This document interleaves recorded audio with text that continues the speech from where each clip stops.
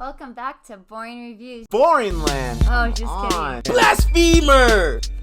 Hello, right. Boring Review Nation! Kind of pointless. We know all things. Hello, Boring Review Nation! Gabe, Nick, and a very happy Diwali! Super excited for this video. I know we reacted to something similar to this last year, right? Last Diwali, Nick. And we just wanted to put a video out there. A couple people hit us up on Twitter. Varun put something out there. I remember retweeting his, like, yeah, I hope CFA Nation saw him. Hey, we called the comeback tour. Just saying. Call these comeback tour. CFA said it first.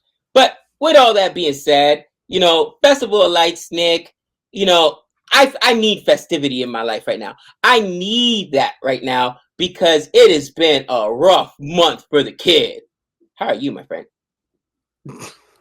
Apparently I'm doing better than you are right now. Doing a little bit better right now. Appreciate that. Yes, happy Diwali to everyone. The Festival of Lights. It is technically today, as we're recording this, Monday, October 24th. When you're seeing this, it may be the 25th, but just think about us being back in time a little bit here. We hope that everyone that celebrates Diwali, neither of us do, but if you do, we hope you have a happy Diwali. And like he said, we have such a huge, Indian audience, quite a few, I would assume, celebrate Diwali. So we want to learn a little bit more about it, a little more than we did last time, and bring this video to you. If you like anything about this reaction, if you appreciate it, please go ahead and give us that thumbs up. Hit that subscribe button, hit the notification bell, especially if you like this content. There'll be more coming to you. And if there's any videos, any celebration videos, holiday videos, whatever is coming up or whatever, get those requests in so that we know what you want us to react to next. But with that being said, let's go ahead and check this out. For us, the holiday season's coming up. So this is awesome that this is part of that time. All right. So with all that being said, let's go ahead and check this out now.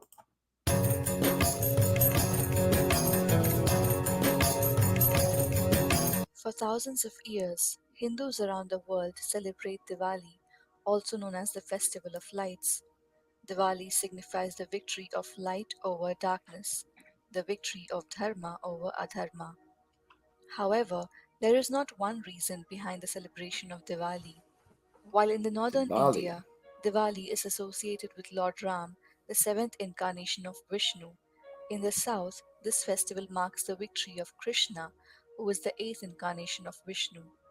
Let us find out the various stories behind this festival. The most common tale that is prevalent in the northern India is associated with the arrival of Ram, Lakshman and Sita to Ayodhya from their 14-year-long exile. To know in full detail about the story of Ram, watch the video linked in the comments below. Upon winning the battle against Ravan and his Lanka to free his wife Sita from abduction, Ram coronated Vibhishan, the brother of Ravan, as the king of Lanka. Now, with a very few days left in the completion of his exile, Ram was restless to head back to Ayodhya. The reason for his restlessness was his beloved brother Bharat, who had vowed to kill himself if Ram delayed his arrival to Ayodhya, even by a day after the completion of 14 years. Ram was in a dilemma, knowing that his journey back to Ayodhya by foot would cost him the life of his brother. Vibhishan, the Rakshas king, then used his Pushpak Viman to ensure Ram, Lakshman and Sita reached their kingdom on time, and Bharat was kept alive.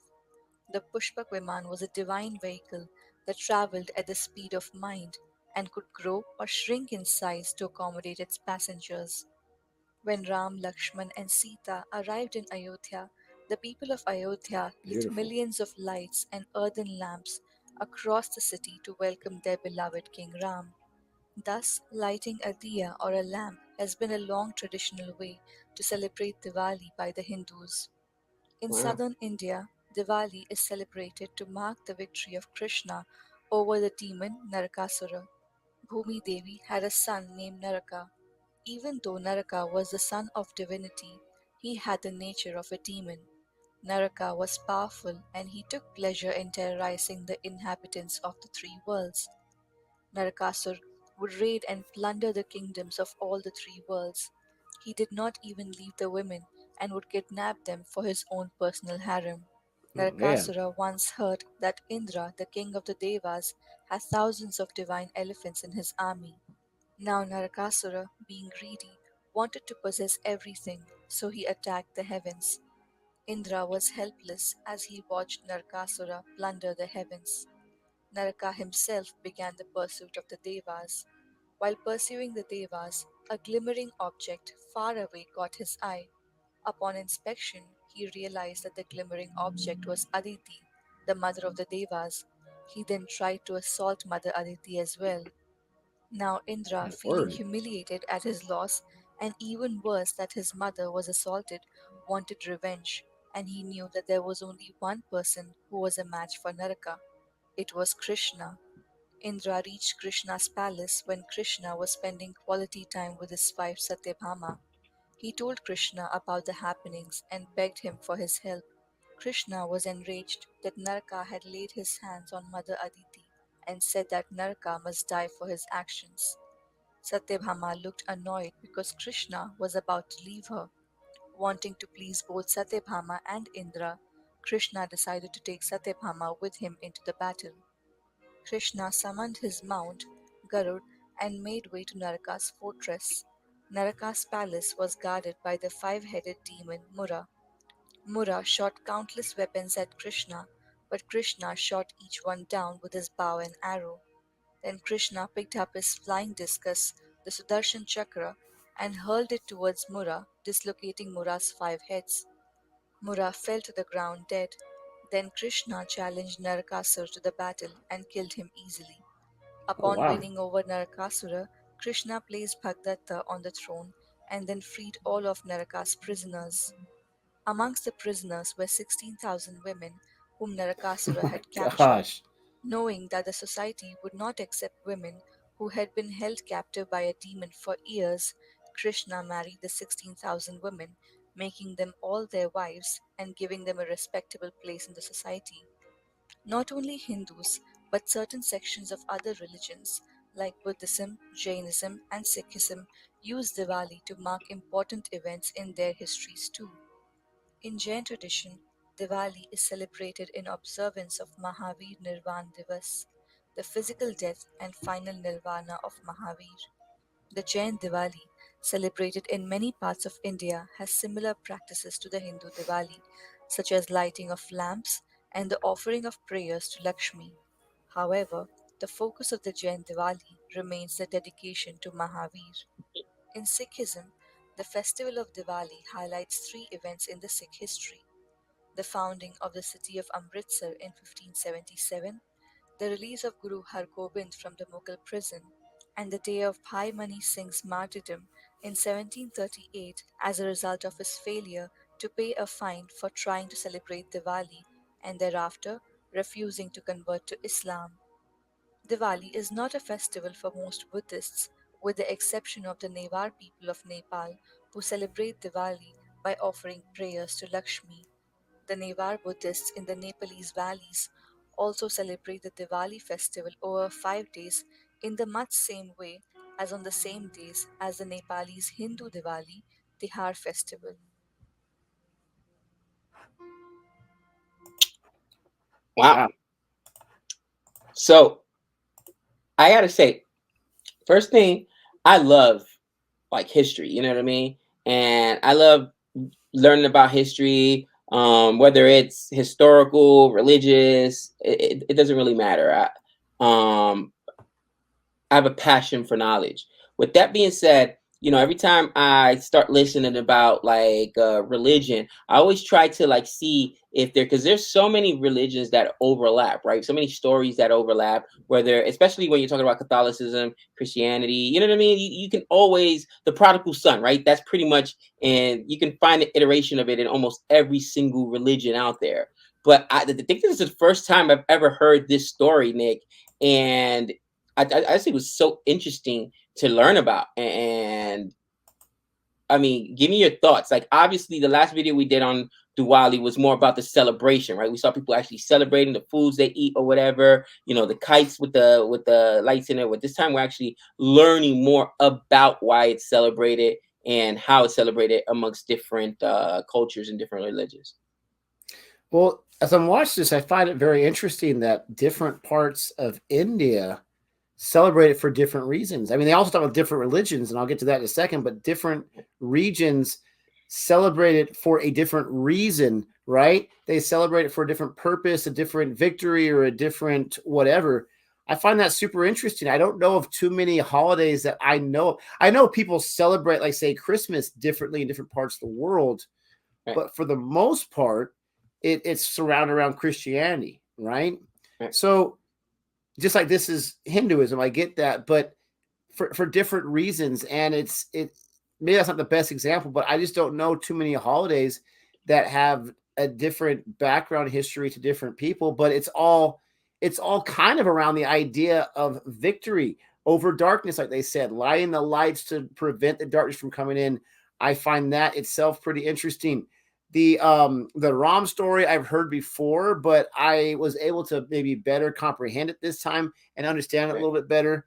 You're talking about like massive struggle and massive situations where you have a whole lot of adversity and able to call on a king or someone, just powerful enough to be able to stop that.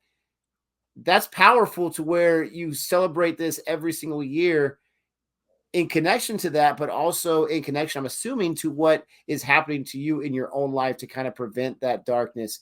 That overall simplistic message is what stands out to me about lighting to prevent the dark, as far as evil or as far as anything, inappropriate or whatever. That's what I find very interesting. But then you have different religions that also take Diwali into their own and celebrate it for a different reason. I find that interesting that this celebration affects so many different people and so many different religions as well. I think that just shows how special it is. I don't know too many that actually have that. So that's the part that really stuck out to me.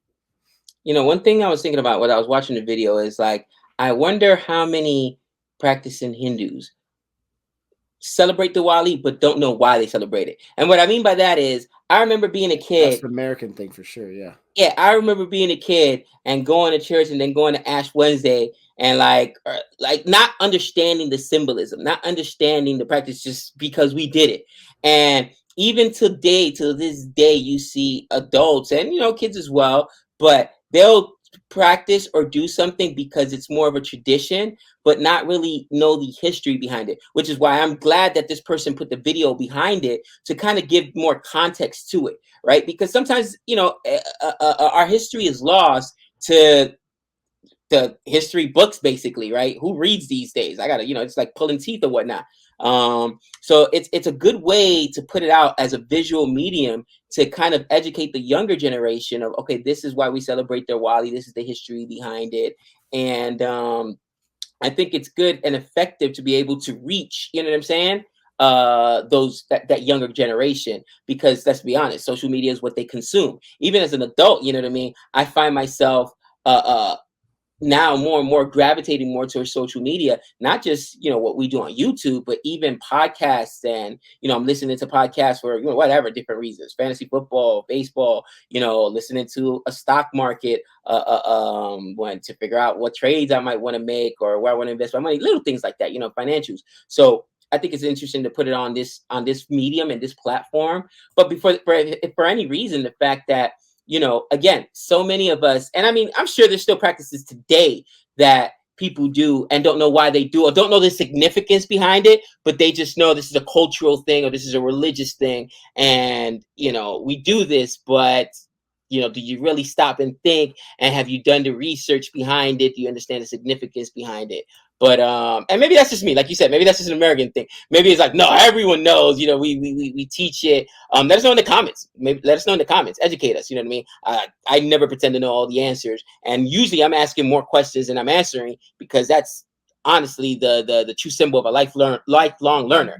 If you're not asking as many questions, as you're saying, or as many answers as you're given, then you probably need to check yourself, because who knows everything? Come on, who could live up to that standard? You're talking about people that maybe talk more than they should. I don't know. I don't even like that. I never said talk more than you should.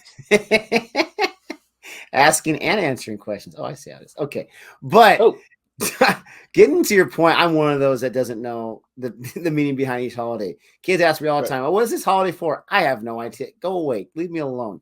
I don't worry about that. All I know is someone says it's a holiday, so let's celebrate something. It's interesting. This one's a bigger one, right? So it is hopefully most practicing Hindus do understand why. And I'm sure it seems to me, at least, that since India is a culture of education and about importance, all that kind of stuff, I would assume that mom and dad sit their kids down and explain it to them. But I could be wrong. We'll never know. Let us know in the comment section. Are you someone that practices and celebrates Diwali, but you don't really know why? Did your parents teach you? Let us know. Let us know what you're doing, what you did for Diwali if you're watching this after the fact. And with all that being said, don't forget to like and subscribe. And until next time. we know all things.